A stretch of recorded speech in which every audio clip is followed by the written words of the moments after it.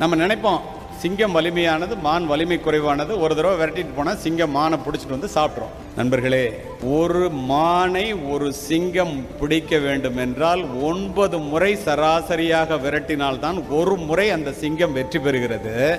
இந்த இடத்துல நம்ம யோசிக்க வேண்டியது என்னன்னா, வலிமை குறைவான மான் வலிமை அதிகமான சிங்கத்திடம் இருந்து 8 முறை தப்பி விடுகிறதே ஏன் தெரியுமா? சிங்கம் ஓடுவது உணவுக்காக, மான் ஓடுவது உயிருக்காக. உங்களுடைய வேலை தேடுகின்ற வேட்கை உயிருக்கான ஓட்டமாக இருந்தால் நிச்சயமாக நீங்கள் வெற்றி அடைவீர்கள். உணவுக்கான ஓட்டமாக இருந்தால் வெற்றி பெற முடியும்.